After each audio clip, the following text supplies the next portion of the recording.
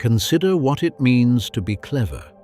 Not merely intelligent. Intelligence is common enough among gods and men. Cleverness is something else. It is intelligence under pressure, intelligence at the edge of survival, intelligence that sees the shape of a trap and finds somewhere inside it the hidden door. The ancient Greeks had a word for it: metis, cunning intelligence, practical wisdom, the capacity to read a situation faster than it can kill you and to find the answer that no one else has thought of yet. Odysseus, son of Laertes, king of Ithaca, was the most celebrated possessor of metis in all of Greek mythology. Not the strongest, not the most beautiful, not the most beloved of the gods, but the cleverest, the one the gods consulted when the straightforward path had failed, the one who devised the wooden horse, the one whose name, in Homer's telling, is practically synonymous with the capacity to endure, to adapt, and to survive. Homer calls him Polytropos in the very first lines of the poem, much turned, many wild, a man of twisting paths and shifting stratagems. He had been away from home for 10 years when Troy finally fell.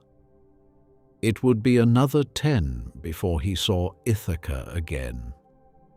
This is the story of the night that made that second decade inevitable. The night a man was clever enough to escape from a cave and not clever enough to stay quiet about it afterward. Homer's Odyssey, composed in its written form sometime in the 8th century BCE, drawing on oral traditions far older, is not a straightforward adventure. It is a study in what it costs to be a certain kind of man in a world governed by two competing demands that cannot both be satisfied at once. The first is nostos, homecoming, the return to Ithaca, to Penelope, to the life that 10 years of war had interrupted, survival, silence when silence is required. The second is kleos, glory, the immortal fame that a hero earns by attaching his name to his deeds. In the world Homer describes, kleos is not mere vanity. It is the only form of life after death available to a mortal. A hero whose name is not known, whose deeds are not spoken, does not survive. He simply ceases. To remain anonymous is, in the deepest sense, to die. These two demands, nostos and kleos, pull in opposite directions, and nowhere in the poem does that tension crack open more completely than in the 9th book, when Odysseus sits in the hall of the Phaeacian king Alcinous and recounts, in his own words, what happened on the island of the Cyclopes. This matters. We hear the Polyphemus story in Odysseus's own voice. Homer gives us this tale as Odysseus chooses to tell it, to an audience he wishes to impress, seeking sympathy and safe passage home. The narrator is also the protagonist. Scholars of Homeric tradition have long noted this embedded quality of Book 9. The story is shaped by its teller, which makes even the moments of admitted failure all the more revealing. When Odysseus confesses what he should not have done, we believe him absolutely. A man who needs kleos will always tell you the story that proves he earned it, even if the ending costs him everything. Troy had fallen. The great war that had consumed a decade of Greek lives and Trojan blood was over, and Odysseus had set out for home with 12 ships and their crews, good men, men who had survived the siege and were owed their return. The journey should not have been long. Ithaca was there, waiting, real. It did not go as planned. Storms and misadventures pushed the fleet off course. They raided the Ciconies, lost men there. A storm from Zeus drove them south past Cythera, and when the winds finally relented, they found themselves approaching a coast that no chart recorded and no sailor recognized. It was a large island, heavily wooded, wild with goats. Nearby, visible from it across a narrow channel, lay another shore. And from that other shore, after dark, the men could see fires burning high up in the hills, and they could hear, drifting across the water in the night air, something that did not sound quite like a human voice. Homer describes the land of the Cyclopes with deliberate care in Book 9.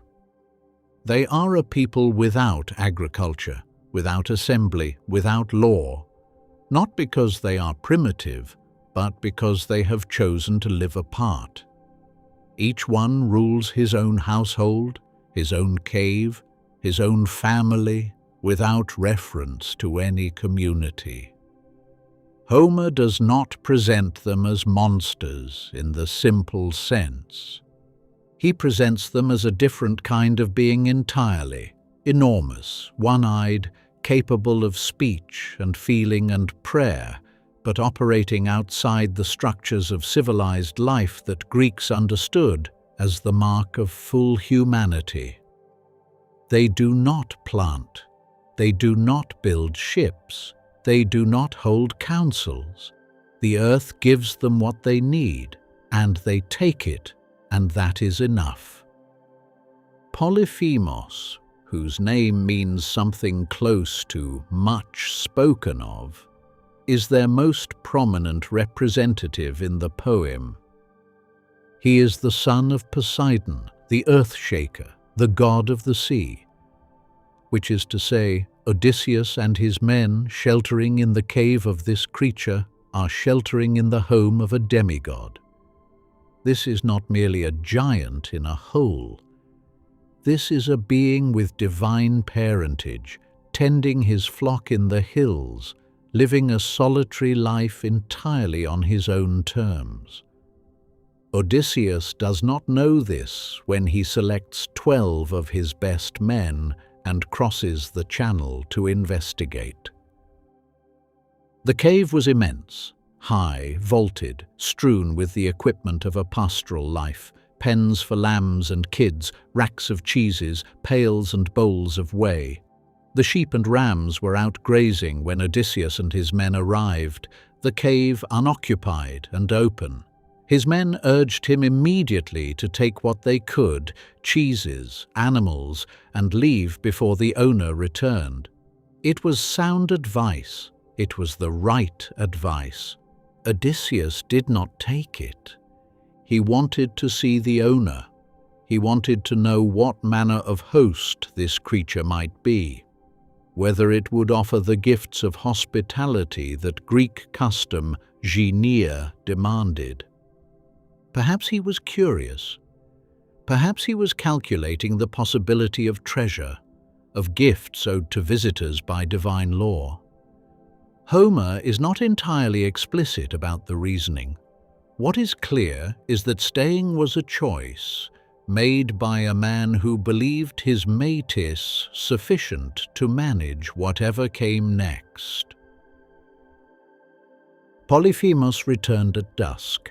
He drove his flock inside, hurled an enormous load of firewood from his shoulders, and sealed the cave entrance with a boulder, not merely large, but the kind of stone that no mortal force could shift. The men pressed back into the shadows. The Cyclops lit his fire, and in the sudden light he saw them.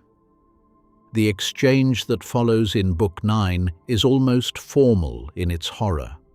The Cyclops asks who they are and where they came from. Odysseus answers with careful diplomacy, invoking Zeus as protector of guests and suppliants, reminding this creature that the gods require hospitality of hosts, It is the correct ritual approach. It is also completely futile. Polyphemus, Homer tells us, laughs. The Cyclopes, he says, care nothing for Zeus. They are stronger than the gods. Then he asks, "Where is your ship?" Odysseus lies. The ship is wrecked, he says. They have no means of escape. He lies immediately, reflexively, well, because lying well is what he does. But the lie answers nothing. Polyphemus reaches into the darkness, seizes two of the men, dashes their heads against the cave floor, tears them apart, and eats them. Homer does not spare the listener. Then the Cyclops sleeps. Odysseus's first instinct is to draw his sword and drive it into the sleeping giant's side. He stops himself, and this is the first demonstration of the cold intelligence that defines him, because killing Polyphemus accomplishes nothing. The boulder at the entrance cannot be moved by any human force. Kill the shepherd and the sheep stay penned, the men starve, and eventually someone outside will investigate the silence. He does not act on rage. He waits. He thinks.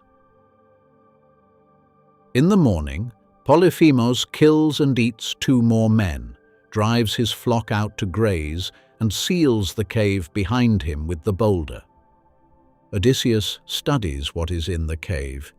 He finds an enormous wooden club, a stake of green olive wood, roughly cut, the size of a ship's mast. He and his men sharpen one end to a point, harden it in the fire, and hide it beneath the dung. Then they wait again. Evening. Two more men. The Cyclops eats. And then Odysseus offers him wine. He had brought wine from the ships, a gift from a priest of Apollo, a wine of extraordinary strength that Homer describes as requiring 20 parts water to 1 of wine to make it drinkable. He offers it to Polyphemus undiluted in the bowl the giant uses for milk. Polyphemus drinks, asks for more, asks for a third bowl, and then, in what Homer presents as an almost courteous gesture, asks for the stranger's name, so that he might offer a gift of hospitality in return. Odysseus tells him his name is Nobody. In the Greek of Homer's text, Outis. The Cyclops, now drunk, laughs. His gift of hospitality, he says, will be to eat nobody last. Then he falls asleep. The Cyclops falls into a drunken sleep. Odysseus does not hesitate. He pulls the olive wood stake from the dung and drives its sharpened tip into the embers until it glows red in the dark. His men hoist it.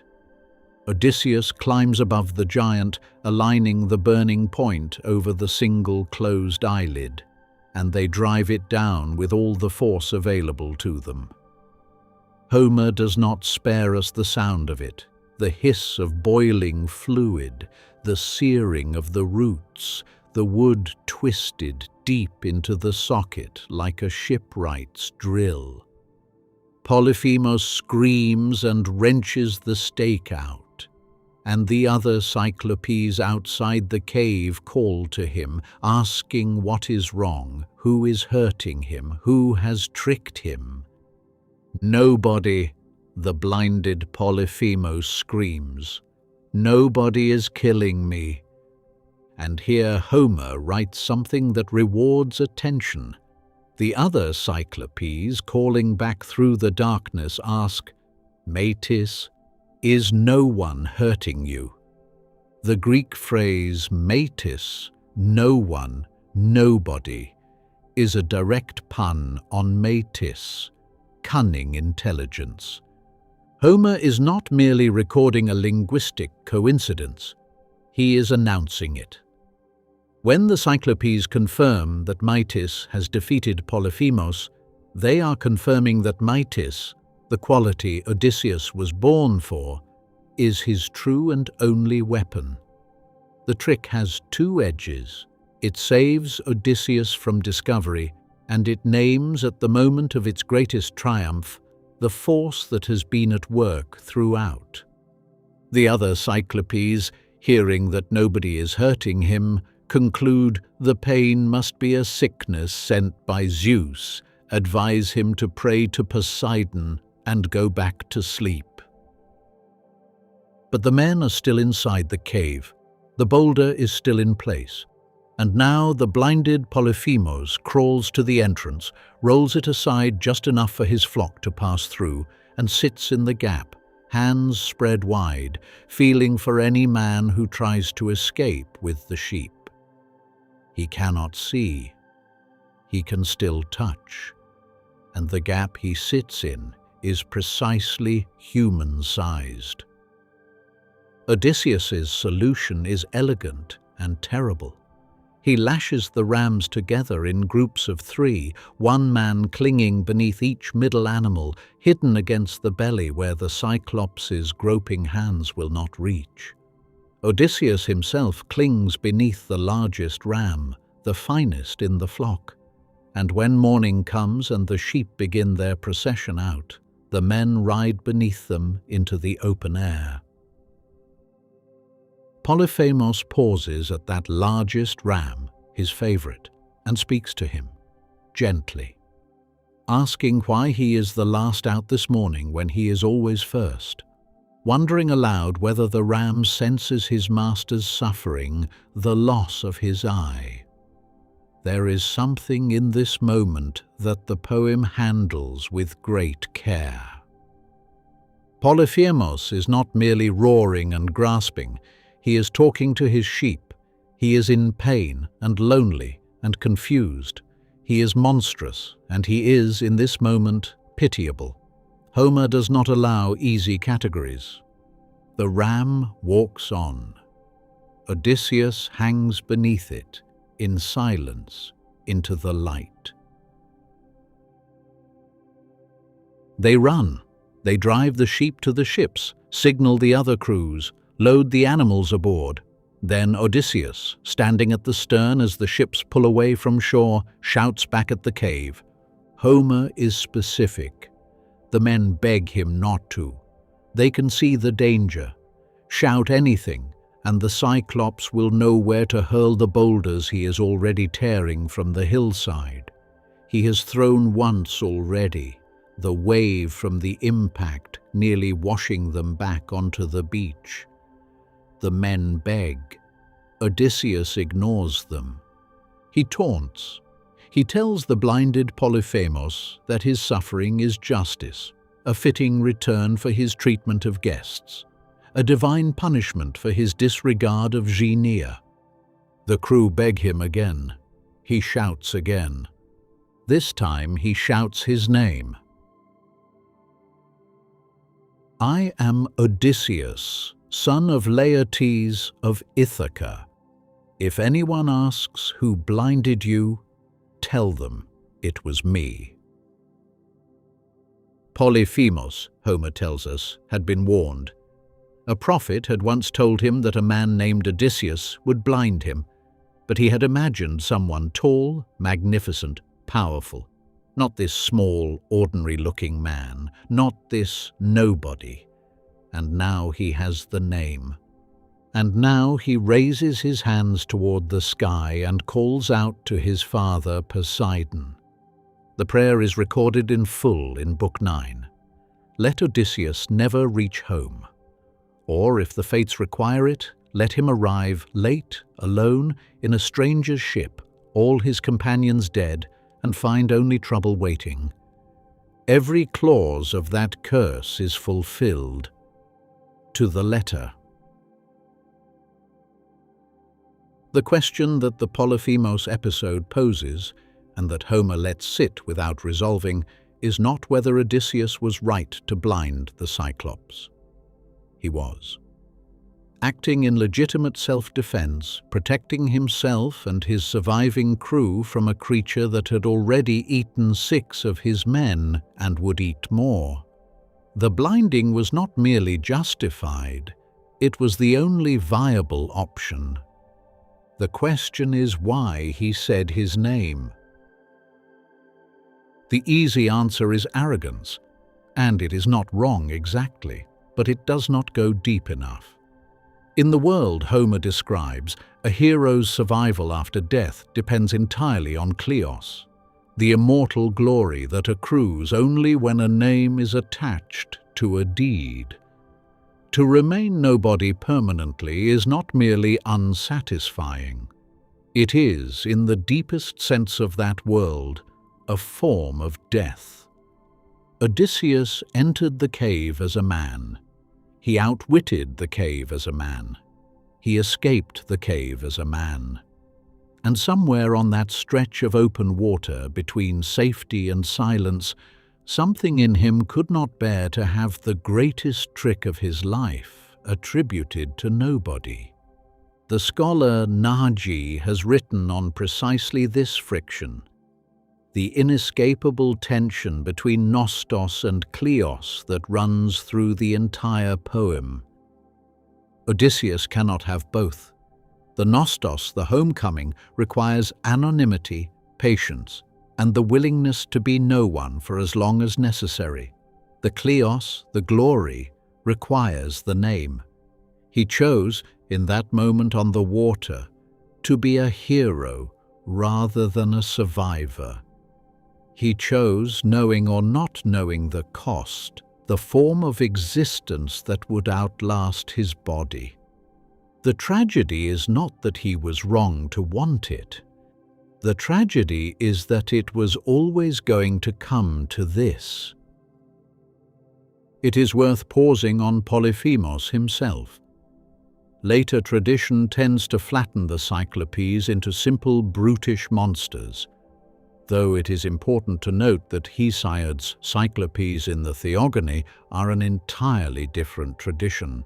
3 craftsmen named Brontes, Steropes, and Arges, who forge Zeus's thunderbolts, and should not be conflated with Homer's pastoral giants.